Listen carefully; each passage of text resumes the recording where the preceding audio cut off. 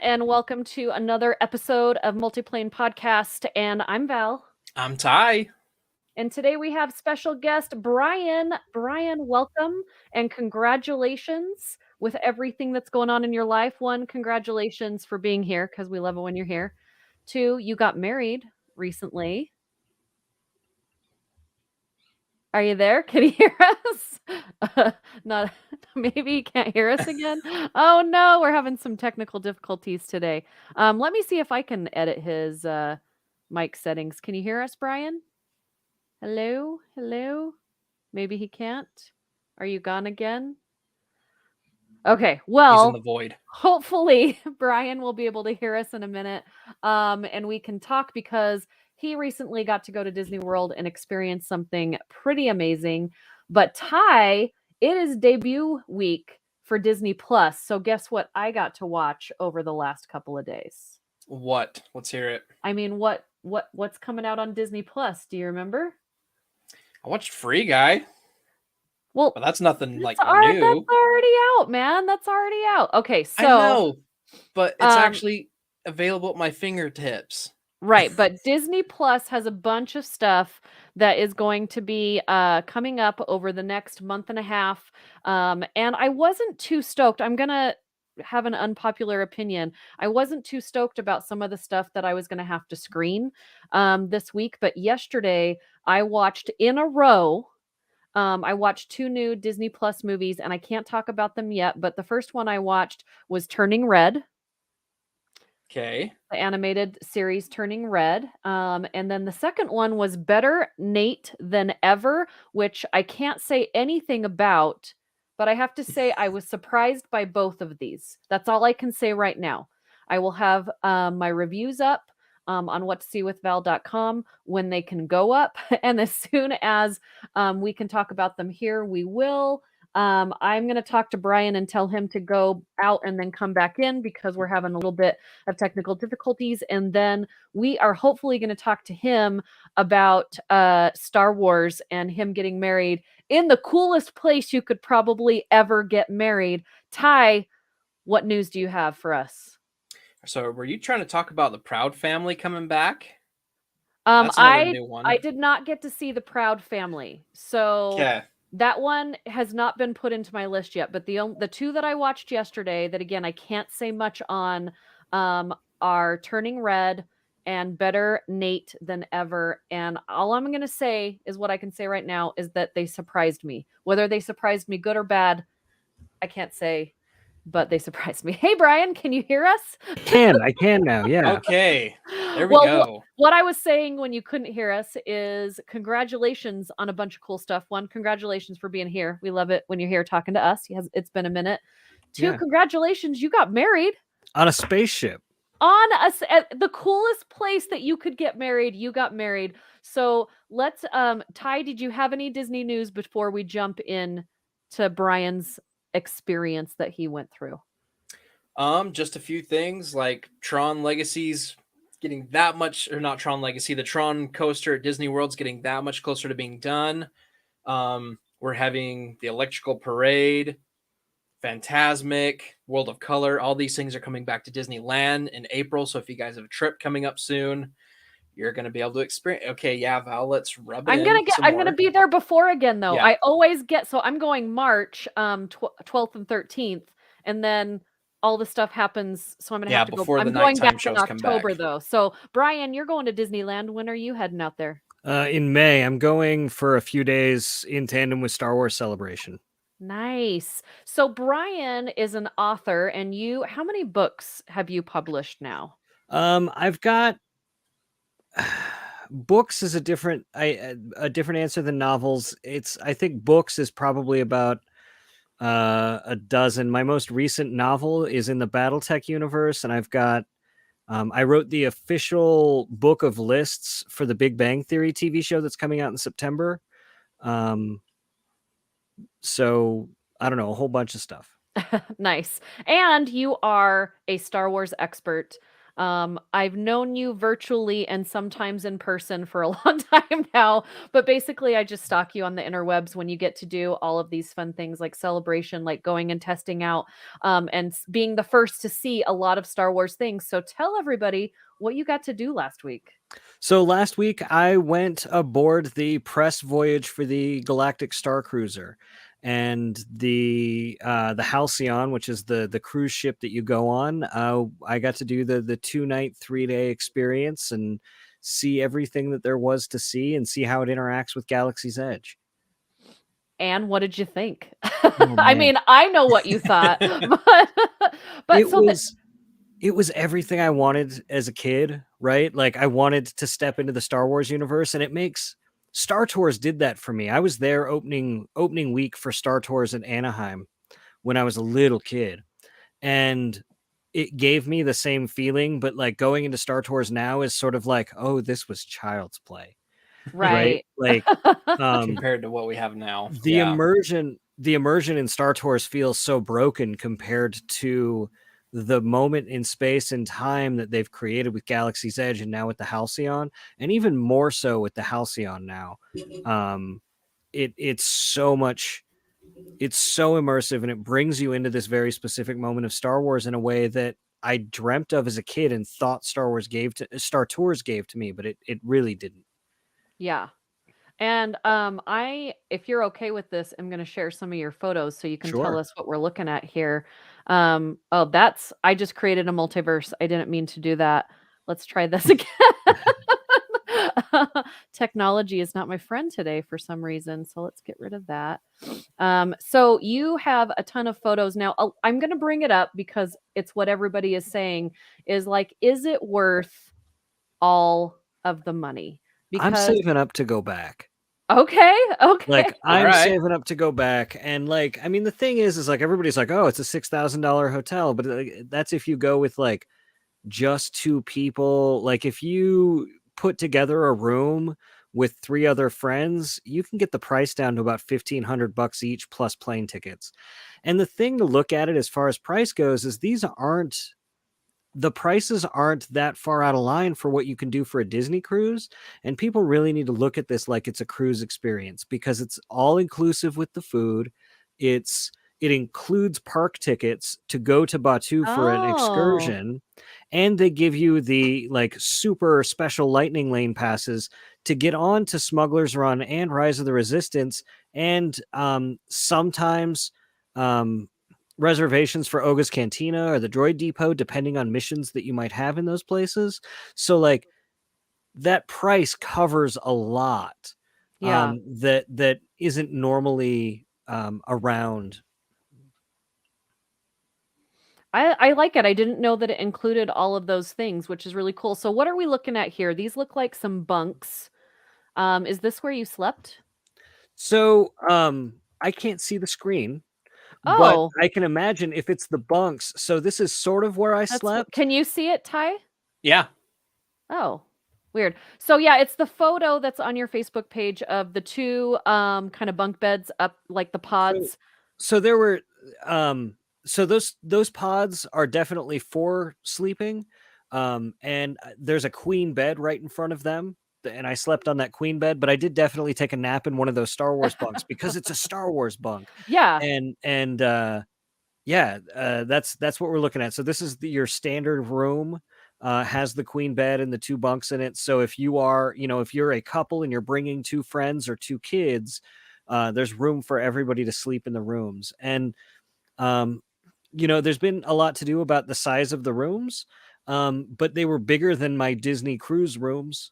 Wow. And they're smaller than your average hotel room, but not by much. And there are interactive things you can do inside the room as well.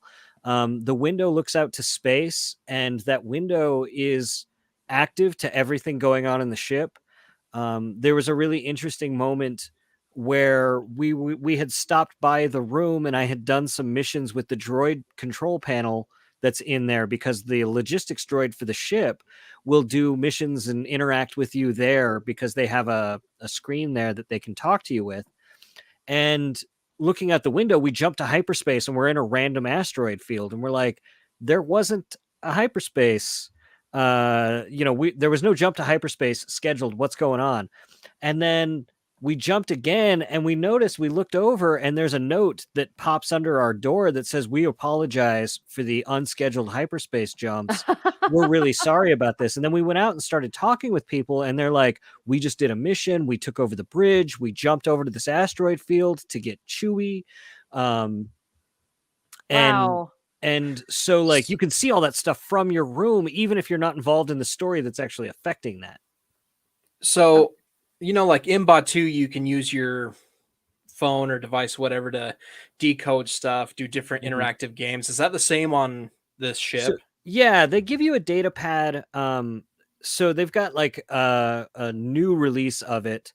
So that they gave us data pads. I don't know if that's going to be standard for everybody coming on, or if that was just the press tour.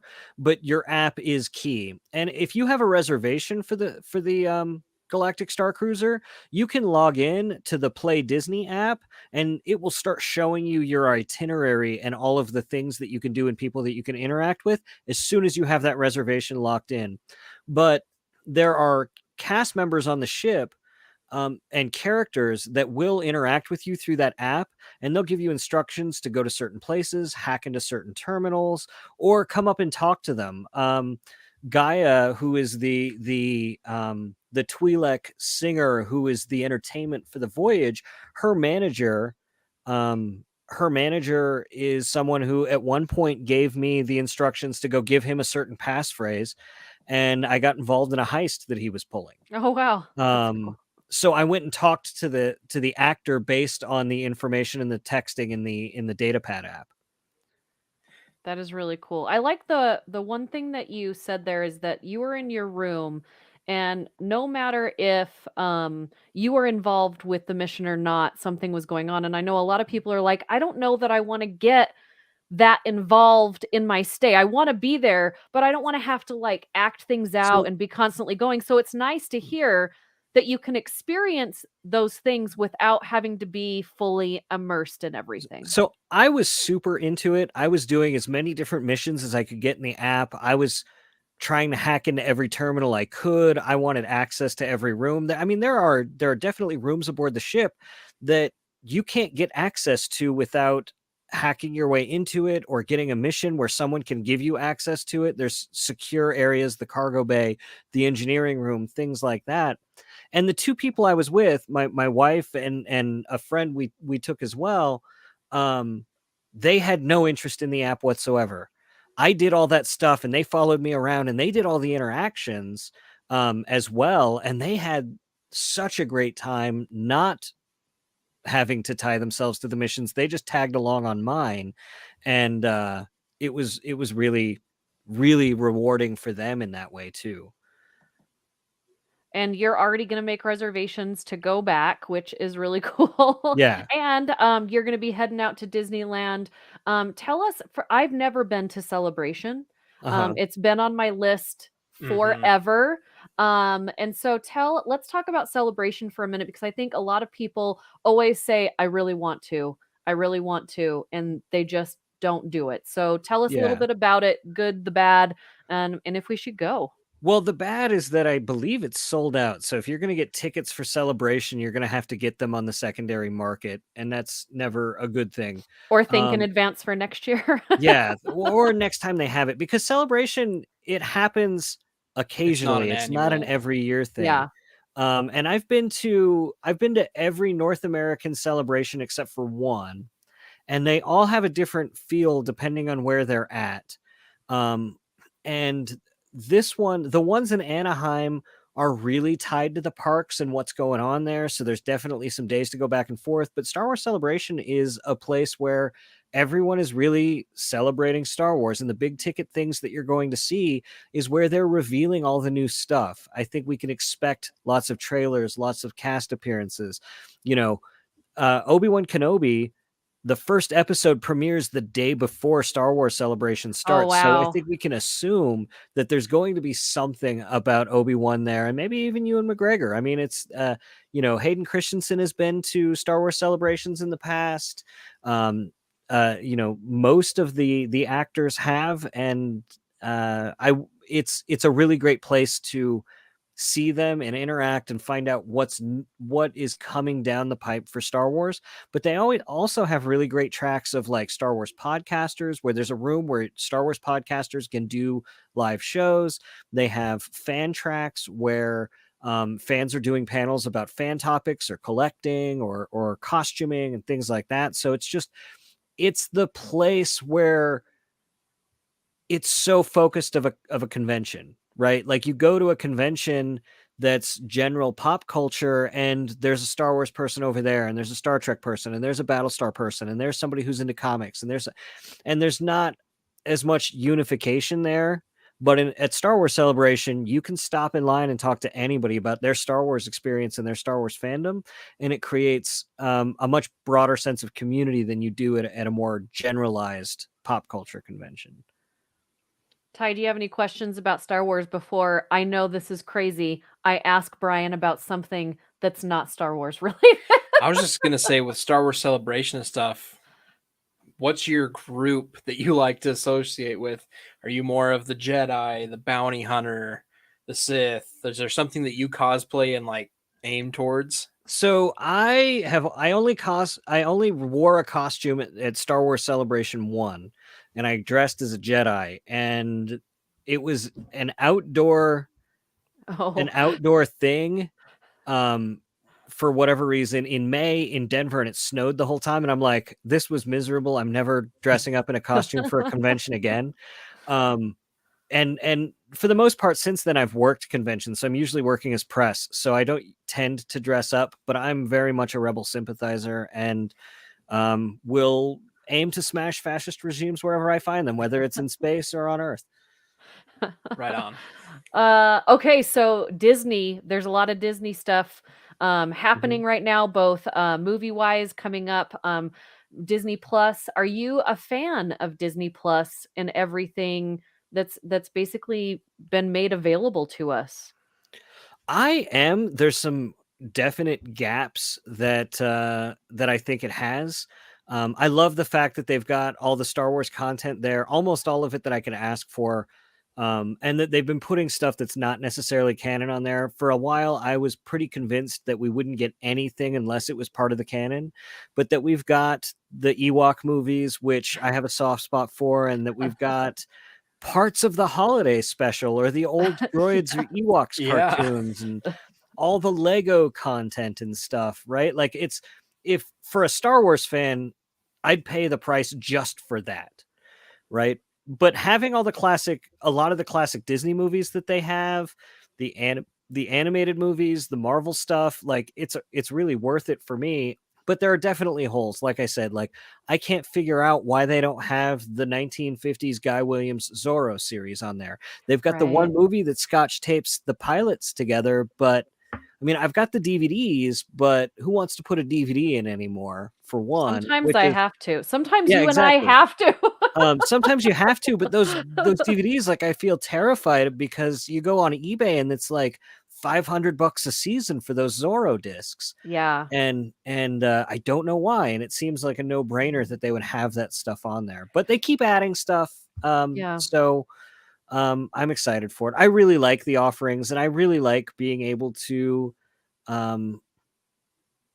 purchase some of the movies. Like I know a lot of people, like during the pandemic, were a little bit iffy about like, hey, do we pay $30 to purchase this new movie? But like I've got kids, right? Like my Yeah. 6-year-old, my 6-year-old, like when you show them a new movie, they want to watch that nonstop Repeat. for Yeah. 3 weeks, and that $30 is worth it. Yeah. Yeah, I totally agree. And we have so many options now that if that's not something that you want to do, it's not like Disney Plus is holding it back from us for a year. You know what I Yeah. mean? So there is the option if you've got a family or you and you just want to watch it over and over and over, you can get it. But I like that they haven't made it so because as much as I love the way they used to give us the classics to buy every 7 years and you weren't sure what was going to rotate in, at least this stuff, we know that if you're not going to buy it in the first month, 6 months from now, Yeah. they'll have it ready to stream, which I think is really great. I am a little sad that there's certain content that hasn't gone into theater, like Luca last year. I would have loved Luca to be on the big screen. I I mean, don't know your guys' thoughts about Luca and the big I screen, but loved Luca. I would have loved to see it in a theater, but like, I just don't think society was in a place where going to theaters were safe when it came yeah. out.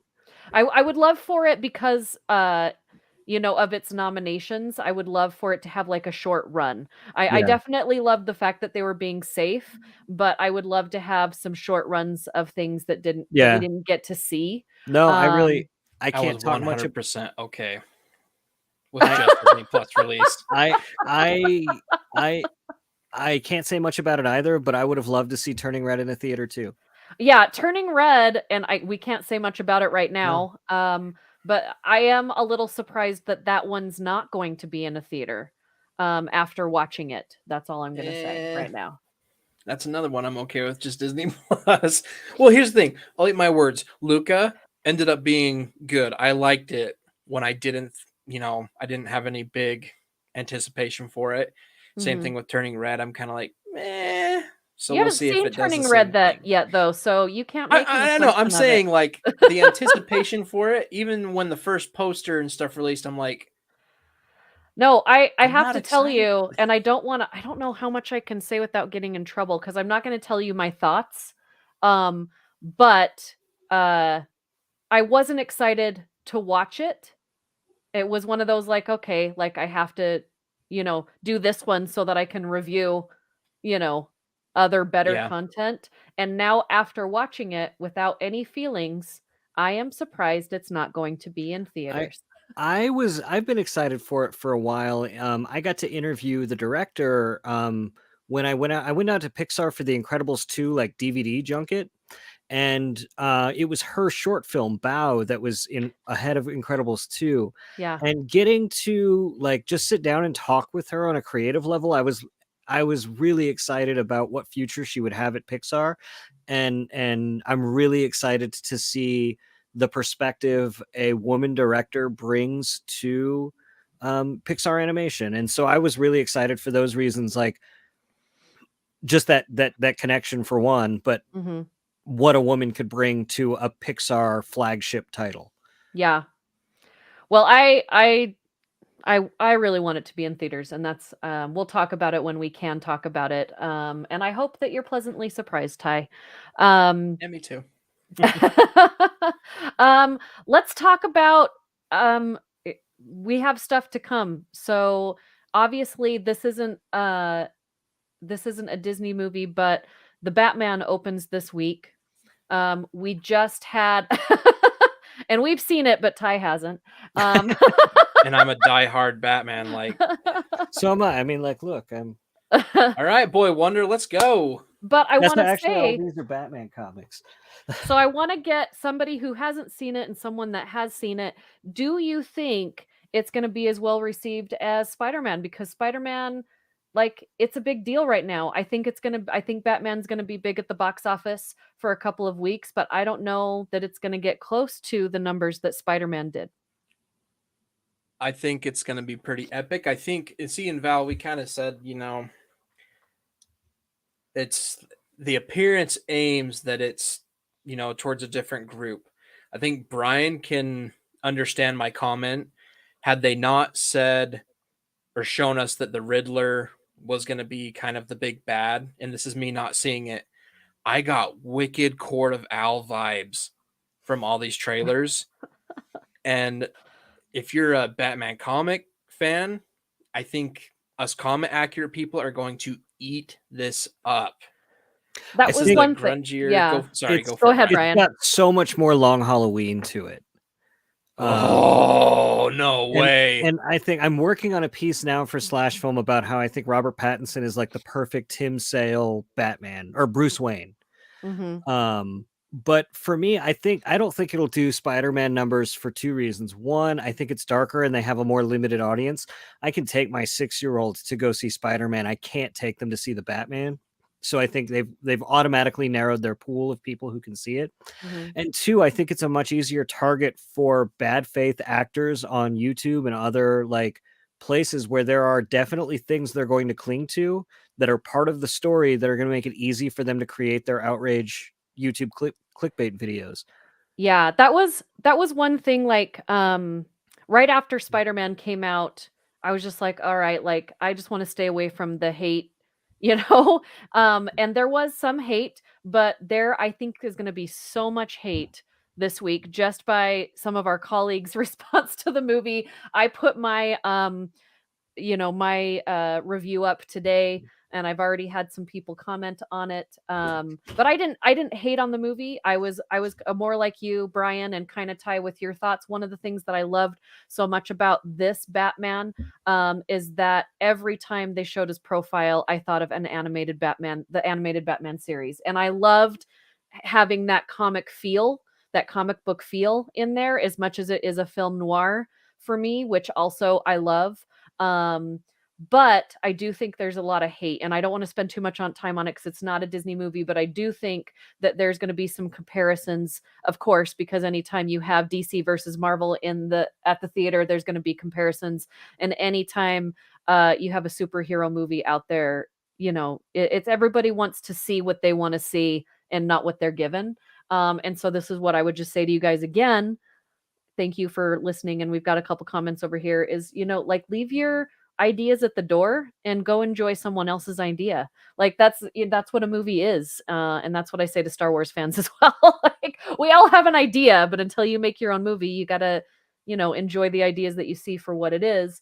What are your thoughts about Doctor Strange before we get out of here today, Brian?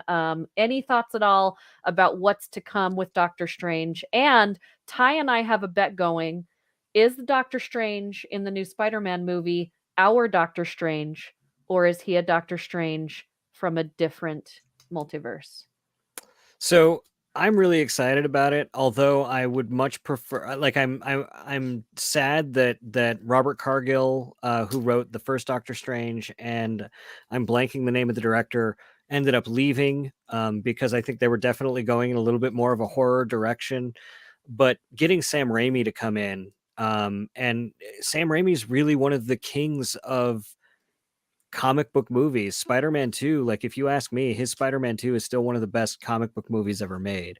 And it's only made better by this most recent Spider-Man movie. So I'm really excited for it. I'm really excited about all of the storytelling. The thing I loved going to the comic book store when I was a kid was seeing all of the characters like interact with each other and see them together on screen doing things. And the Marvel universe cinematically over the last 10 years has been able to give me all of that. And so I'm really excited about it. I think he's the Doctor Strange we know. And that we'll get more Doctor Stranges, but who knows? I could be wrong completely. I think he's also our Doctor Strange, but we will see other Doctor Stranges, but I think he's ours. So, where can people find you? You're all over the place. Where can they read your stuff? You've got a lot of stuff that people can read on the interwebs. Like, there is no lack of stuff to read. Yeah, so if you go to my Twitter at Swankmotron, that's SWANKMOTRON, or swankmotron.com, you can kind of get a cross section of what I do. I cover Star Wars regularly for Slash Film, and I've written pretty regularly for StarWars.com and Star Wars Insider magazine, and places like that. So, and then you can find me on Amazon, like, as far as my books go, and pre-order those Big Bang Theory books if you're into that. And I'm working on some more BattleTech stuff. So Yay. that'll be, and other stuff I can't talk about. But yeah, swankmatron.com or Twitter, Swankmatron on Twitter are good places to go for that. Awesome. Well, thank you so much for joining us today and telling us about all of the new Star Wars stuff. I think it's totally worth it. I would go to the Starcruiser. I'd even sleep if I had to in one of those little bunk beds. If somebody wants to go in on a room, you can have the big bed. I'm short. I'll stuff myself in that little bunk bed. You know, I'm 6 foot and I had no problem sleeping comfortably in those bunks. So Nice. Okay. Perfect. Okay. I'm short. Oh, Colin, our buddy Colin says he's going in April. So if he's going in April, what does he have to look forward to? We talked a little bit about it, but what's all coming in April really quick? as far as the Galactic Starcruiser? No, just to Disneyland Oh, well, Disney or World. Disney World, whichever Disney one. World. I don't know which one he's going to. He Well, didn't if say. he's going to the Galactic Starcruiser, Disney World is the only place to go. Right.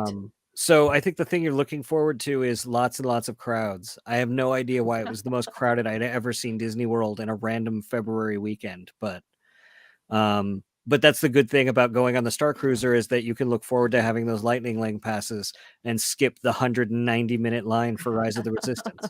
Nice. Nice.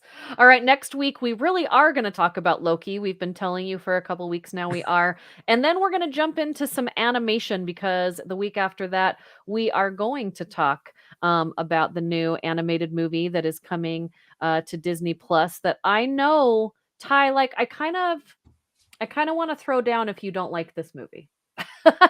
Okay. That's all I'm gonna say. Turning Red. Square up. We're gonna talk about it. I will have my review up as soon as I can. You can catch me this Friday, Good Things Utah, as I talk about Batman in front of everyone, and then hope that I don't get all the hate mail later. Ty, do you have anything that you're gonna be posting? You've been making any people, any little caricatures that you've been taking pictures of?